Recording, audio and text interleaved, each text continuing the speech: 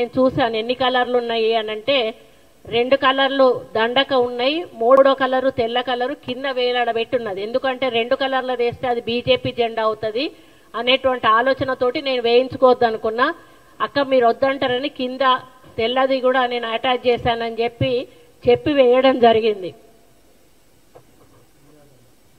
ఇది ఆ దండ, ఇది ఒక జాతీయ పతాకానికి సంబంధించిన కలర్ ఇది.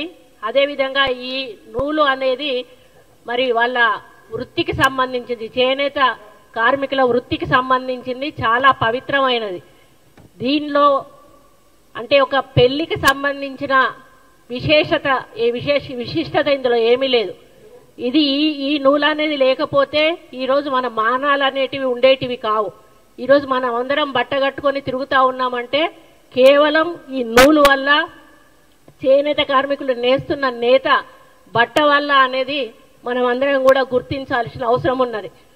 నా బాధ ఏంటంటే ఒక మహిళగా నన్ను చాలా అసహ్యంగా ఈ విధంగా పోస్ట్ పెట్టి సోషల్ మీడియాలో చాలా దురదృష్టకరమైన, చాలా ఇబ్బందికరమైన పోస్ట్ పెట్టి ఈ ఫోటోను పెట్టి వీళ్ళకు షాదీ ముబారక్ ఎవరిచ్చారు అని చెప్పి ఒక అక్రమమైన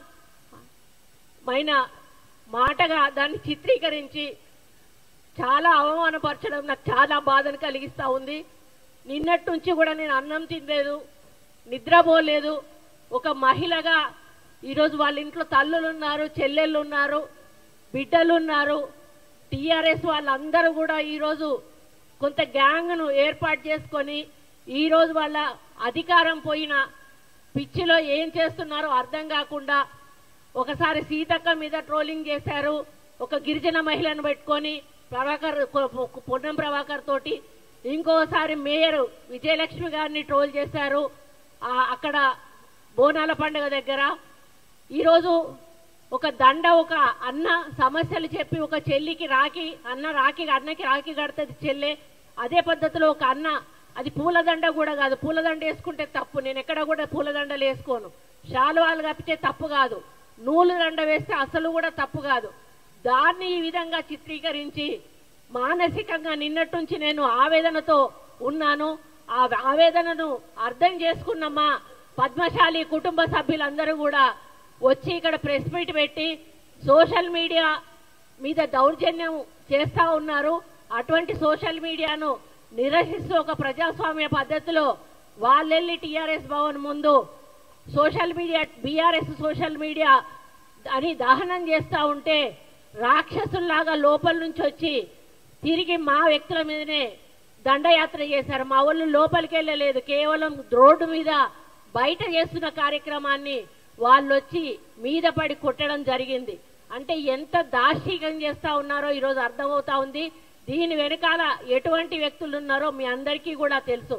ఈరోజు 10 సంవత్సరాల అధికారం తర్వాత అధికారం కోల్పోయి పిచ్చి పట్టి మరి ఏం చేస్తున్నారో అర్థం కాకుండా దుర్మార్గమైనటువంటి ప్రచారాలు సోషల్ మీడియా ద్వారా చేసి అసలు అంటే చెప్పలేని విధంగా అభ్యంతరకరమైనటువంటి వ్యాఖ్యలు చేస్తూ ఆ ఫోటోలు పెడుతూ ఆ విధానం ఏదైతే ఉందో మరి చాలా బాధ కలిగిస్తా ఉంది. నేను అదే అడుగుతా ఉన్నాను కేటీఆర్ని, అయ్యా నీ చెల్లె మొన్నటి వరకు కూడా జైల్లోకి పోయి వచ్చింది, నీ చెల్లె జైలుకు పోతే నీకు ఎంత బాధ ఉందో నీకు తెలీదా? నేను ఆడదాన్ని, మరి నా మీద ఈ విధంగా అసభ్య ప్రచారం చేస్తే మరి ఏ విధంగా బాధపడతానో నీకు అర్థం కాలేదా?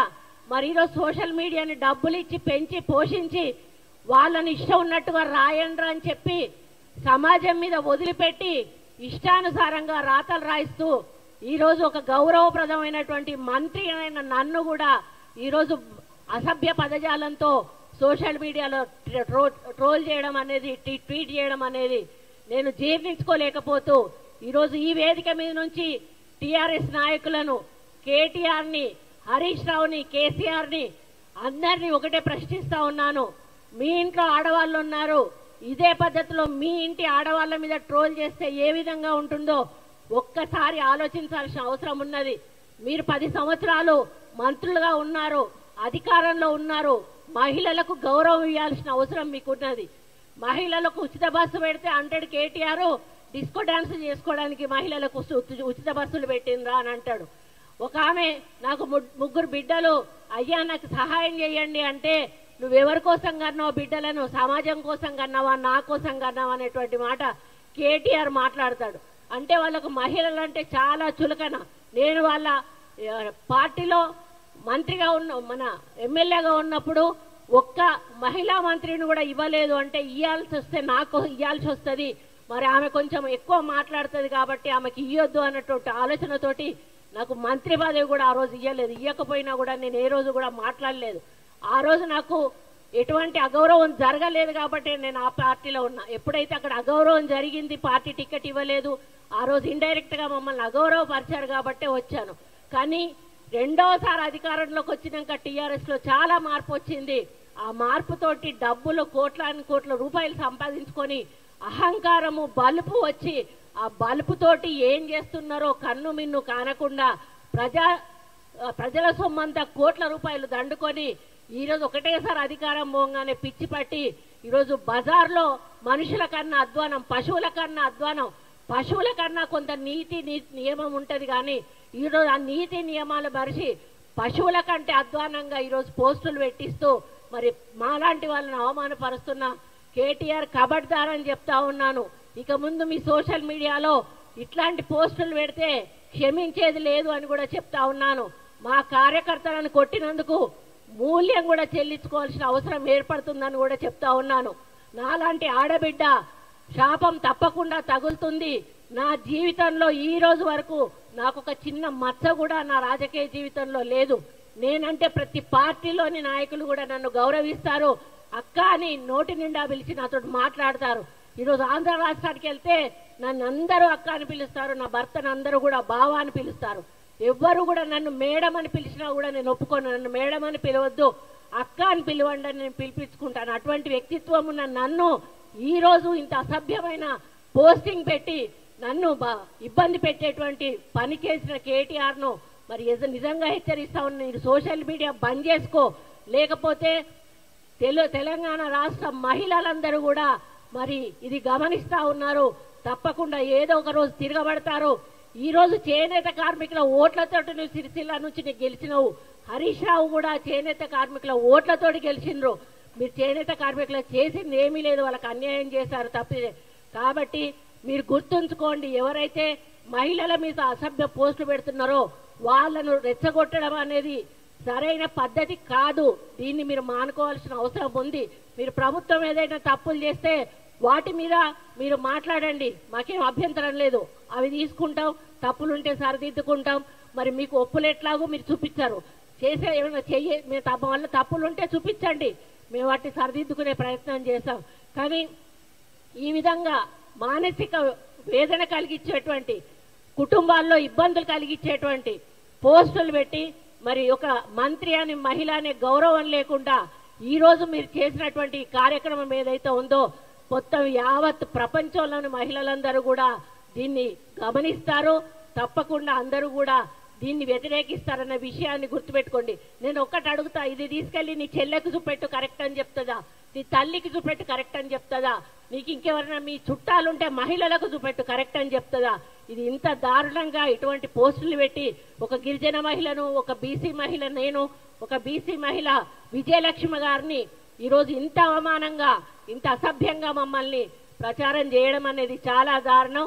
కాబట్టి దీన్ని తీవ్రంగా ఖండిస్తూ మరి దీన్ని మేము ఆల్రెడీ సైబర్ క్రైమ్ కు ఇవ్వడం జరిగింది. సైబర్ క్రైమ్ వారు తప్పకుండా యాక్షన్ తీసుకోమని వారిని కోరడం జరిగింది. ఇక ముందు ఇట్లాంటి పోస్టులు పెడితే మాత్రం సహించేది లేదు అని చెప్పి కూడా నేను తెలియజేస్తా ఉన్నాను. కబడ్దార్ కేసీఆర్, మరి ఇండైరెక్ట్ గా నువ్వు చేస్తున్న ఈ పిన్ ప్రజలందరూ గమనిస్తా ఉన్నారు. ఇంకా మీరే ప్రభుత్వంలో ఉన్నారని అనుకుంటున్నారేమో, దయచేసి అది మర్చిపోండి. ఈరోజు కాంగ్రెస్ ప్రభుత్వం రేవంత్ రెడ్డి గారి నాయకత్వంలో ప్రజా సంక్షేమం, అభివృద్ధి, హెల్త్, ఎడ్యుకేషన్ అనే వాటిని మరి ఒక ముందుకు తీసుకుపోతున్న సమయంలో మీరు మధ్యలో మరి ప్రభుత్వం చేస్తున్న కార్యక్రమాలు ఒప్పుకోకుండా ఇలాంటి తప్పుడు ప్రచారాలు, అసభ్యకరమైన ప్రచారాలు చేసి మరి దయచేసి మీరు ప్రజల కోపానికి ఆహుతులు కావద్దని చెప్పి హెచ్చరిస్తూ, నేను నిజంగా మానసికంగా చాలా బాధతోటి దుఃఖం వస్తా ఉంది. నాకు అసలు ఏం చేయాలో తెలియట్లేదు. నిన్నటి నుంచి కూడా నిన్న ఏడ్ చేశా, నాకు అది చూడంగానే ఏడుపు వచ్చేసింది. ఇది చాలా బాధాకరం. దీన్ని దయచేసి మీడియా మిత్రులందరూ కూడా, మనకు ఫ్యామిలీలు ఉంటాయి, మనకు మహిళలు ఉంటారు. బయటికి పోతే మన అర్ధరాత్రి ఆడవాళ్ళు బయటికి పోయినప్పుడే మనకు నిజమైన స్వాతంత్రం వచ్చిందని ఆనాడు మహాత్మా గాంధీ చెప్పాడు. కానీ ఈరోజు నాలాంటి మహిళ ఇంట్లో కూడా ఉండలేనటువంటి పరిస్థితి ఈ టీఆర్ఎస్ నాయకులు, బీఆర్ఎస్ నాయకులు మరి సోషల్ మీడియా ద్వారా తీసుకొస్తా ఉన్నారు. కాబట్టి దీనికి ఎక్కడొక దగ్గర అంతం పలకాల్సిన అవసరం ఉన్నది. నేను ఇదే అంతం కావాలని కోరుకుంటా ఉన్నాను. దీని తర్వాత ఇటువంటిది ఏ ఒక్క పోస్ట్ పెట్టినా కూడా మరి దాని మీద తీవ్రమైన చర్యలు ప్రభుత్వం తరఫున కానీ మా పార్టీ తరఫున కానీ ఉంటాయని నేను హెచ్చరిస్తూ, ఇక ముందు ఇటువంటి చేయడం మానుకోవాలని మరి సోషల్ మీడియా వాళ్ళని, అదేవిధంగా కేటీఆర్ని, బీఆర్ఎస్ పార్టీ నాయకులందరినీ కూడా హెచ్చరిస్తూ, కబడ్దార్ కాంగ్రెస్ పార్టీ చూస్తూ ఊరుకోదు. మరి నా మీద ఈరోజు చేసిన దాంతో ఆగిపోవాలి. ఇక ముందు ఇటువంటి దరిద్రమైనటువంటి దుష్ప్రచారాలు చేయడం మానేయండి అని చెప్పి పాప రఘునందన్ రావు గారు నాకు ఫోన్ చేసి, అక్క నీ దండం పెడతా, నీ కాలు మొక్తా, నన్ను క్షమించక్క అని చెప్పి ఆయన అన్నాడు. ఆయన ఎంత బాధపడుతున్నాడంటే, ఒక సిస్టర్ లాగా ఇప్పుడు మనం ఏదైతే అన్నకు రాఖీ కడతామో అదే పద్ధతిలో ఆయన ఒక నూలు దండను వేస్తే దాన్ని ఈ పద్ధతిలో వాళ్ళు ప్రచారం చేయడం ఏదైతే ఉందో, వాళ్ళు ఏదంటే మన అటవీ జాత వాళ్ళు ఉంటారు కదా, వాళ్ళలాగా అనిపిస్తా ఉన్నది. మానవులు ఒక రోజు బట్టలు లేకుండా ఆకులు కట్టుకునేవాళ్ళు. ఈరోజు మనం బట్టలు కట్టుకుంటున్నామంటే ఎవరిదయ్యా? మార్కండేయుడు దయ వల్ల ఆయన నూలు పోగును తయారు చేస్తాను. నూలు పోగు ద్వారా ఈరోజు మనం బట్టలు కట్టుకుంటున్నాం. మరి నువ్వు సిగ్గు లజ్జ ఉంటే నేను ఒకటే చెప్తానా, చేనేత అని దాన్ని అవమానించావు నూలుని, నువ్వు బట్టలు లేకుండా బజార్లో తిరుగు అని చెప్పి నేను కేటీఆర్ని అడుగుతా ఉన్నాను. అప్పుడు నీకు చేనేత విలువ తెలుస్తుంది, చేనేత నూలు విలువ తెలుస్తుంది. నీకు నూలు విలువ తెలియకుండా ఈ విధంగా ప్రచారం చేయడం ఏదైతే ఉందో చాలా బాధాకరం. నూలు విలువ తెలిసిన వాడు అయితే నువ్వు బట్టలిప్పి బజార్లో తిరుగు, లేకపోతే క్షమాపణ చెప్పి తప్పైంది అని చెప్పి ఇంకొకసారి అట్లాంటి పోస్టులు రాయకుండా చూసుకోవాల్సిన బాధ్యత నీ మీద ఉంది కేటీఆర్.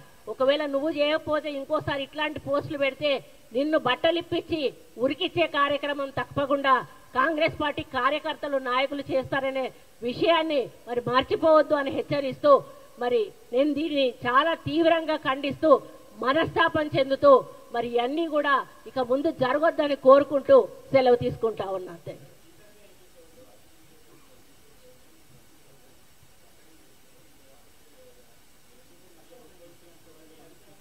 అది స్పీకర్ నోటికి తీసుకెళ్లాము. పార్టీ తరఫున మేము అంతా అంటే ఏదో వేసేసారులే అంతటితో ఆగిపోతుంది అనుకున్నాము. కానీ ఈ రోజు ఇక్కడ దాకా వచ్చినప్పుడు ఆగిపోయే ప్రసక్తే లేదు. ఇక సీఎం గారు నోటీస్ కు కూడా వెళ్ళింది.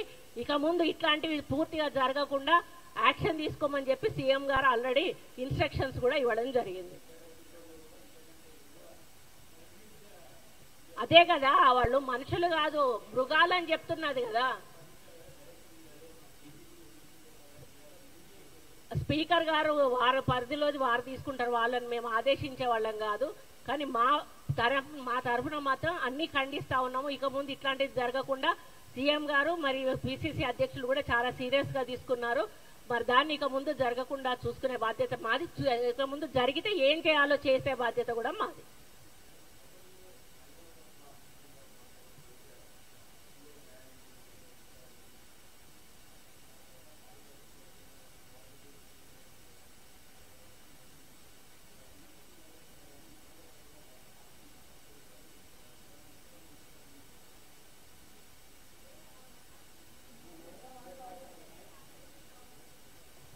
వాళ్ళు ఉన్నత వర్గానికి చెందిన బలుపు ఒకటి వాళ్ళకు ఉన్నది. బలుపు ఉంటే ఉంచుకొనియండి, పైసలు ఉంటే ఉంచుకొనియండి. కానీ ఒక అణగారిన వర్గాల ఈయన పడితే ఈరోజు వాళ్ళ ఓట్లు లేదే మీరు గెలిచారా? ఈరోజు అక్కడ చేనేత కార్మికుల ఓట్లున్నాయి, మైనారిటీ ఓట్లున్నాయి, ఎస్సీ ఎస్టీ బీసీ ఓట్లున్నాయి. ఇవన్నీ వేసుకొని ఈరోజు మీరు మరి అక్కడ గెలిచారు. ఈరోజు మళ్ళీ మమ్మల్ని కించపరుస్తూ ఈరోజు పోస్టులు చేస్తా ఉన్నారు. రేపు బీసీలందరూ కూడా తిరగబడితే మీకు బీసీ ఓటు ఒక్కటి కూడా రాదు. అటువంటి పరిస్థితి దయచేసి తెచ్చుకోవద్దని చెప్పి కేటీఆర్ గారిని హెచ్చరిస్తా ఉన్నారు.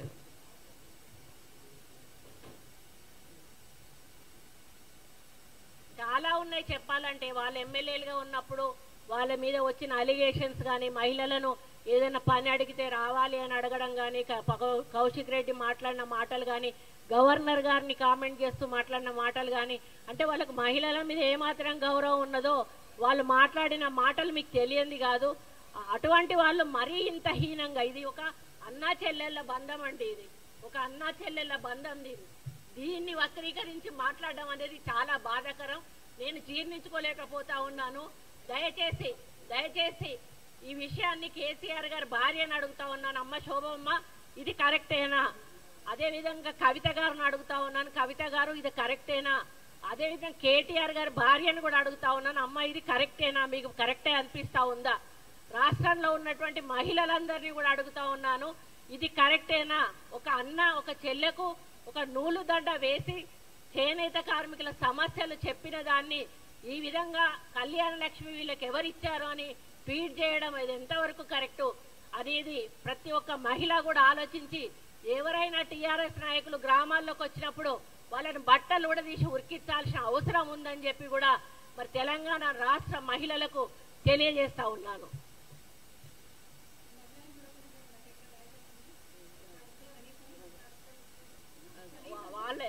వాళ్ళ ప్రజాస్వామ్య పద్ధతిలో